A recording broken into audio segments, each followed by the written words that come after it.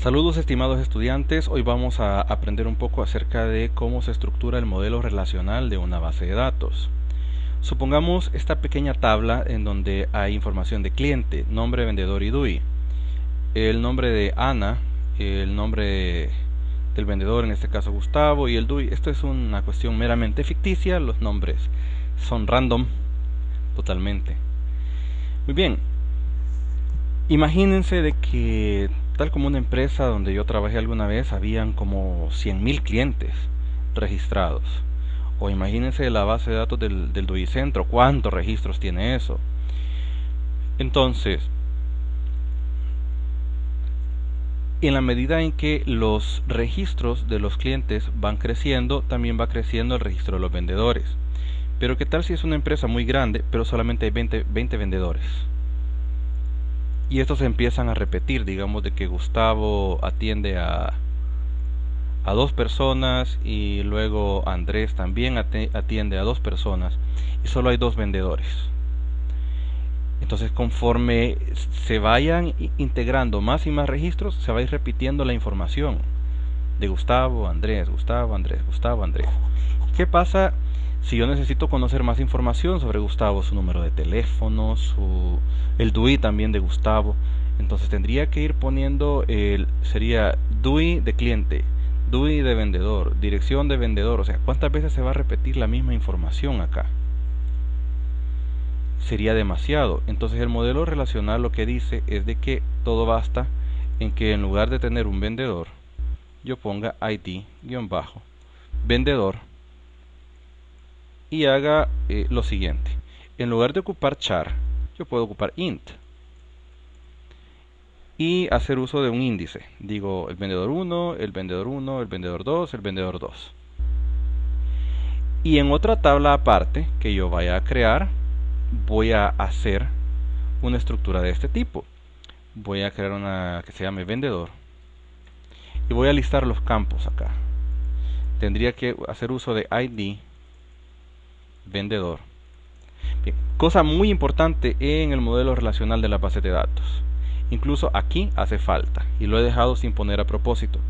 Porque qué tal si yo quiero buscar el registro de Ana para modificar alguna información, pero ¿y cuántas Ana podrían haber? ¿Cómo las distingo? Podría distinguirlas por el número de DUI, pero las búsquedas en texto son ineficientes, porque hay que buscar en texto las comparaciones de si es letra, si es espacio, si estaba tildada, si tenía tilde invertida, si era punto, era coma, incluso si es número, paréntesis. Entonces hay demasiadas posibilidades y el algoritmo de búsqueda es menos eficiente.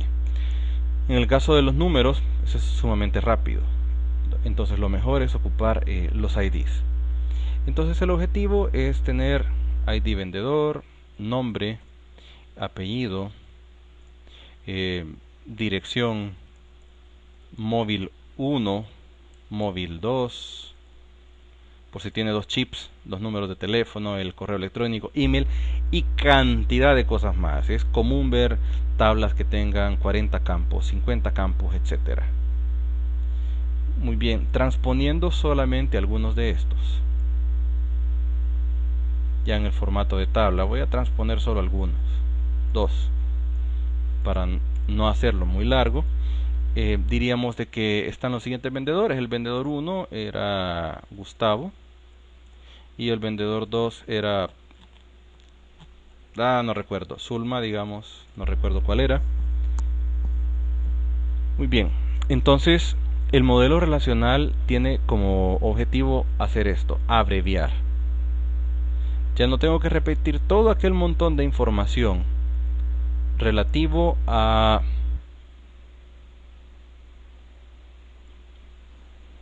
vendedor, sino que nada más apunto. Vean, aquí hay un índice. Esto es un índice. Y en la tabla cliente yo solo guardo el número 1 y eso me está referenciando hacia vendedor, hacia el registro 1. Y también pues el vendedor va a apuntar hacia Zulma, en este caso, que es el número 2.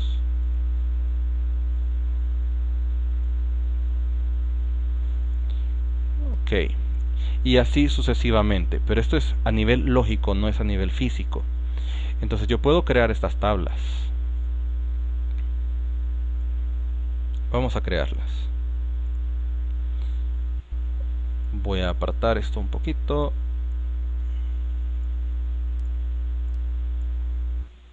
Perdón.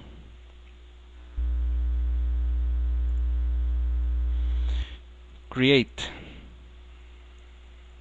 table, cliente, y luego los campos que va a llevar.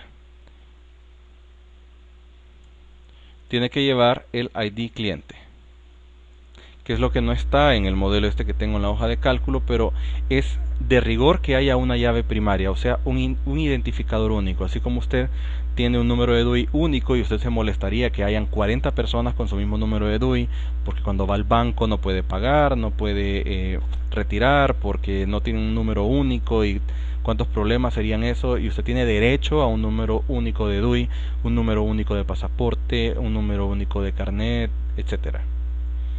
Entonces los registros deben de tener su propio ID, y ese no sirve para calcular nada, solo sirve para identificar el registro, para mejorar la eficiencia en las búsquedas. Entonces en este caso el ID cliente, lo tradicional es poner ID, que es el identificador, luego guión bajo y luego el nombre de la tabla. Esto es como una convención de buenas prácticas para nombrar. Lo otro, por favor, no le pongan S a las tablas, porque ya se sabe que la tabla cliente es una colección de clientes. Y para no estar después con la duda de era singular, era plural, no sé, no me acuerdo, lo escribí, me dio error, le quito la S, se la pongo. No. Mejor sin S. Sin S. Y sin mayúsculas. Porque Postgres distingue de mayúsculas y minúsculas. Y si usted hace esto y le pone la mayúscula, después se le va a complicar la vida. Use solo mayúsculas, no ocupe caracteres especiales como ñ o tildes, y así se va tranquilamente. Muy bien. El tipo este de datos es entero. Y le vamos a decir primary key. Primary key significa, mire, este ID de cliente va a ser la llave primaria, no se puede replicar. Ya vamos a ver un ejercicio de esos. Luego vamos a poner el nombre, que va a ser un carácter, la vamos a poner varchar, pues. Varchar de 30, o sea, se va a comprimir. Si no ocupo los 30, se va a hacer más pequeño. Pero si ocupo más de 30, no se desborda, no, corta en 30. Luego decíamos el DUI, que va a ser un char de 15. Muy bien, vamos a crearla. Perdón, falta el ID de vendedor. ID-vendedor. Y este va a ser un entero, un int. Le doy a ejecutar y ya lo creó. Miren qué bonito. Ahora, imagínense cuánto me voy a ahorrar aquí. Si yo tengo 100.000 clientes y voy a estar repitiendo los nombres del vendedor, su apellido, su dirección en esta misma tabla, ¿cuánto espacio me va a ocupar eso? Pero en este caso solo estoy ocupando un número entero, y con un número entero apunto hacia un conjunto de 40 campos de muchos bytes en otra tabla. Entonces esto es una forma de relacionar la información, este ID de vendedor. De hecho, yo ya puedo meter información de clientes acá. Eso sí, que el campo vendedor tendría que dejarlo vacío, porque no tengo ningún vendedor de momento. Pero puedo crear vendedores.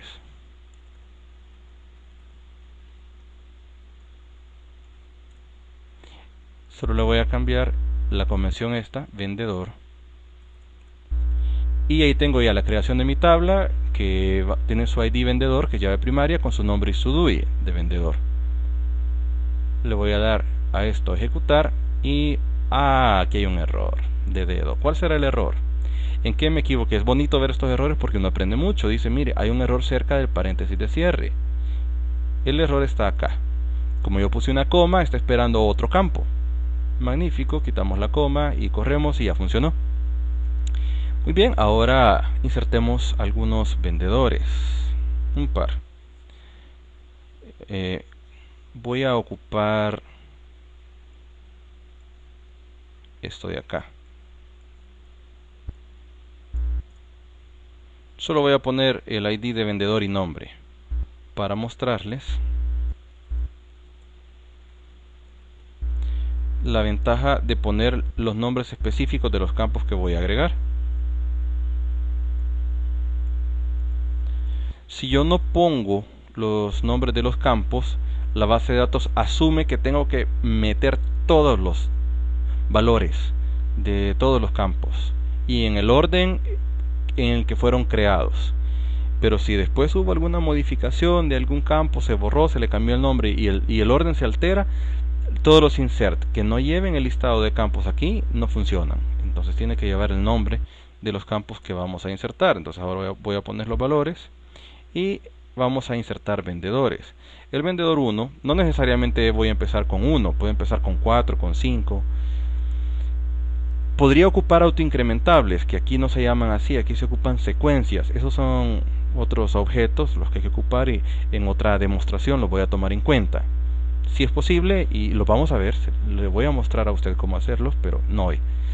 De momento enfoquémonos en el modelo relacional. Será tema de otro día. Bien, el número 1 va a llamarse, ¿cómo se llamaba? Gustavo. Y puedo de una vez poner otro, separado por coma.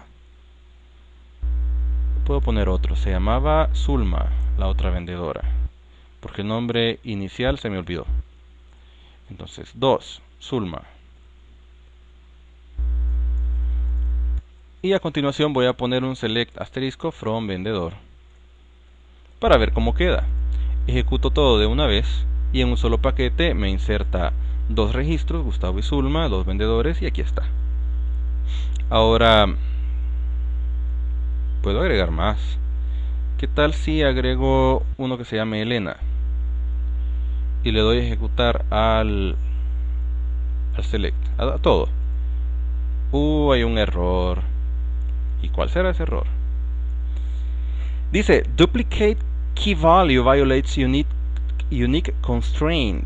Eso significa, mire, hemos violado la restricción de unicidad de la llave primaria. Hay una llave duplicada.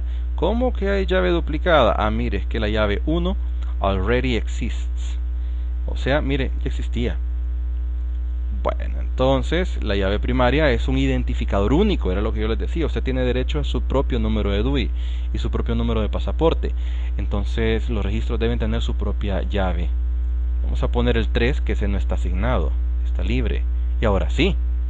Entonces, esa es la restricción de las llaves primarias. Solo una llave primaria por campo y con valor único.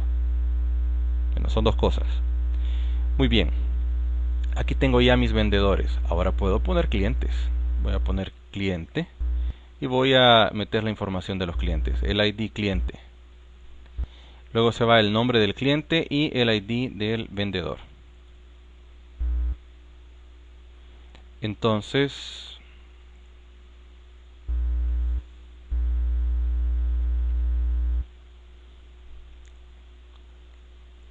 vamos a poner ahora el cliente 1, que se va a llamar Ana según el ejemplo que había puesto, y Ana pues está relacionada profesionalmente con el vendedor número 1. Bien, le doy a ejecutar y ahí está la relación. Ahí está de maravilla. Ahora, ya no tengo yo la necesidad de poner toda la información del vendedor porque solo me apunta al vendedor 1 y ya tengo yo la relación interna. Pero es necesario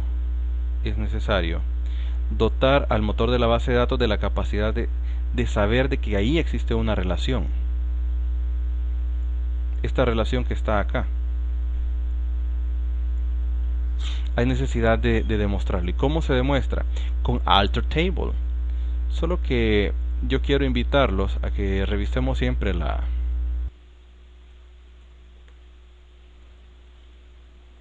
documentación oficial, porque en la documentación oficial está la información más creíble acerca de la sintaxis de todas las instrucciones. Y hay muy buenos ejemplos, al menos para el caso de Postgres. Y aquí está el alter table. Alter table significa, mire, créeme una alteración en la tabla. Y voy a hacer lo siguiente.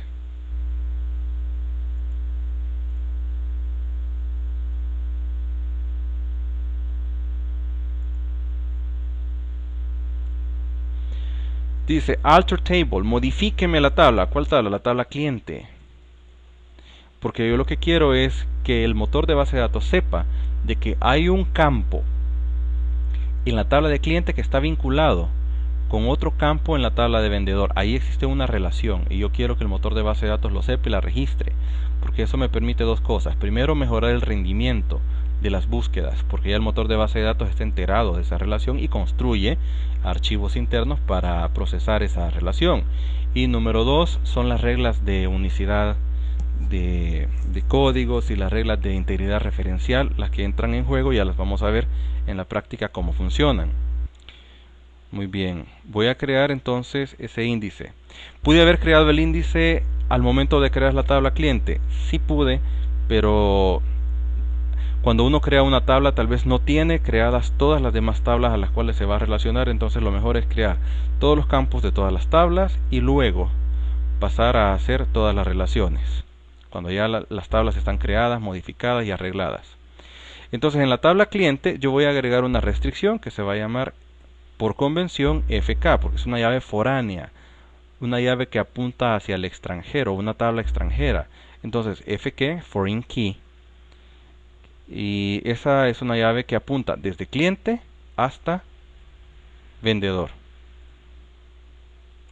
Entonces esta es vendedor. Esta es la convención que nace de cliente y va hacia vendedor. ¿Cómo se llama el campo de cliente que se va a relacionar? Veámoslo acá.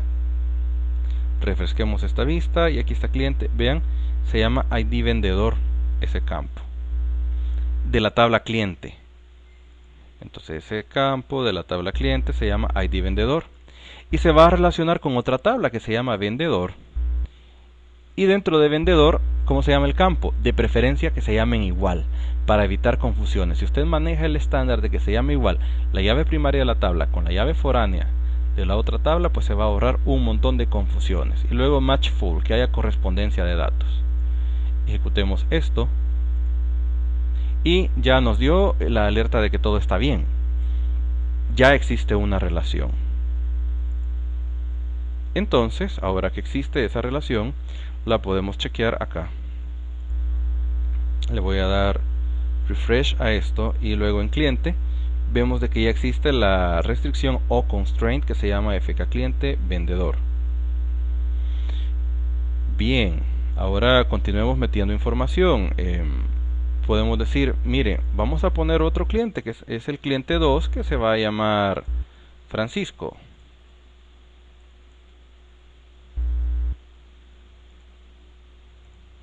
Muy bien, se llama Francisco y pasa así, que se va a referenciar con el vendedor número 2. Le damos a ejecutar y ahí está. Magnífico. Y ahora vamos a poner un tercero que se llame Lorena y se va a referenciar con el vendedor número 8 y le damos a ejecutar y a error. ¿Por qué? Dice insert or update on table cliente violates foreign key constraint. La llave foránea, la condición de la llave foránea se ha violado. Es que dice, mire, el registro 8 no está presente en la tabla. No existe vendedor número 8. Para que eso funcione hay que agregar un vendedor número 8 primero. Entonces eso es para que no hayan registros apuntando hacia la nada. Para que yo no tenga clientes cuyo índice de vendedor apunta hacia vacío, hacia lo que no existe. Por fuerza tiene que existir primero el registro padre para que haya un hijo. Eso afecta incluso a la hora de borrar.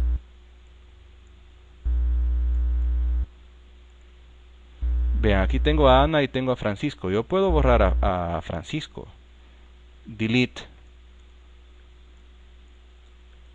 from cliente where id-cliente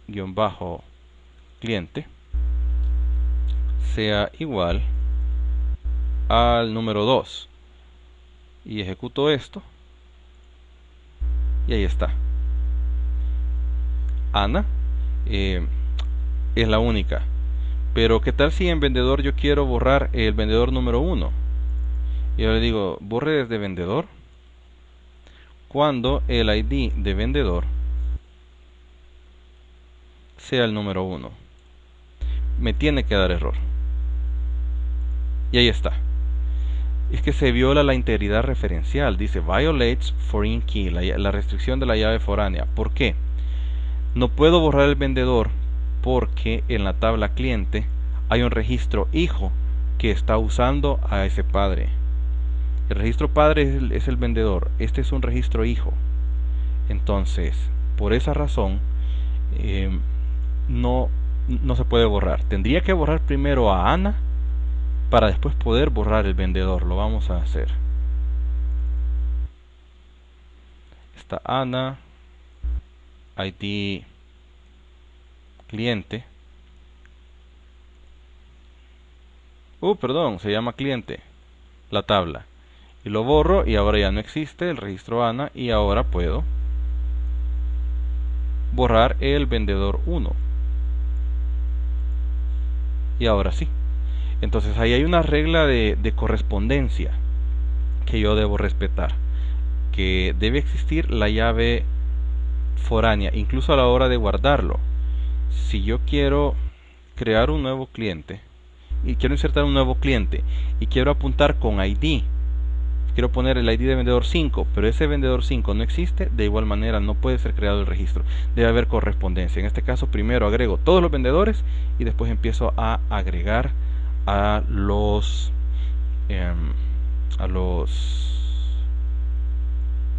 registros hijos.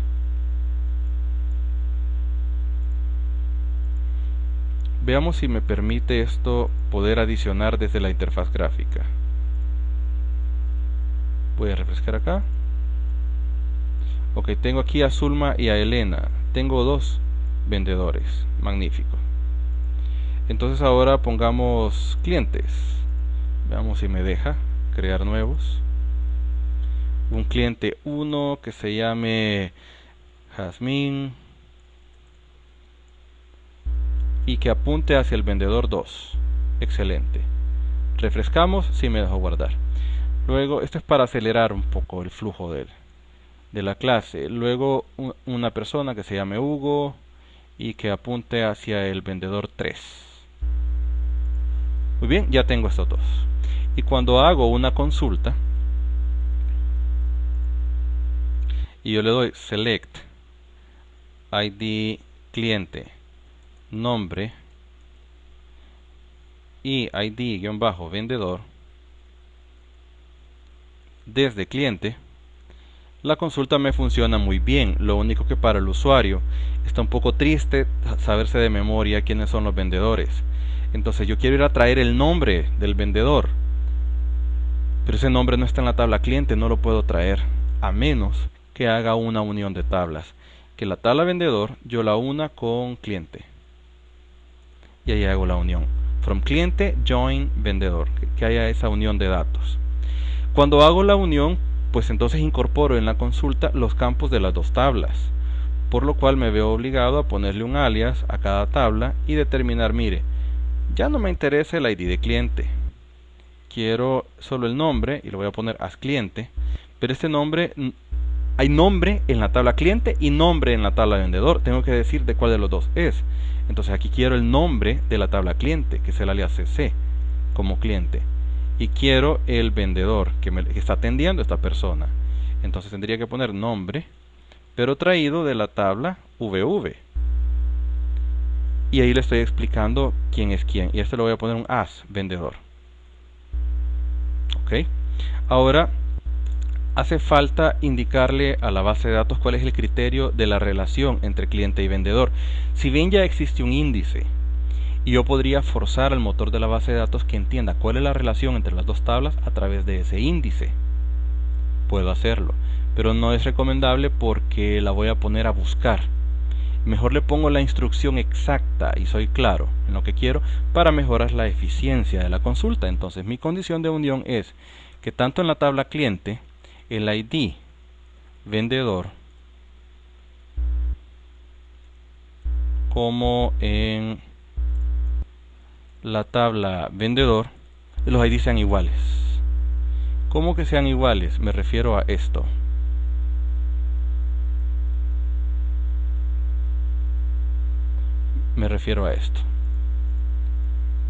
Que estos números 1 son iguales con este número 1. Esa es la condición de la unión. Hágame la unión. Que para Ana y Sofía, pues Gustavo es el que trabaja con ellas, es el que les da el servicio de venta. Entonces, esa es la unión. Y de ahí me va a ir a traer este nombre, Gustavo, según esa unión. Entonces son iguales el ID del vendedor en cliente como en vendedor. Y le voy a dar ejecutar y aquí tengo Jazmín se entiende con Zulma, Hugo se entiende con Elena. Estas son consultas multitabla. Puedo hacer filtros, ¿verdad? Con where, como cualquier otro tipo de filtro. La unión no afecta para nada el filtrado.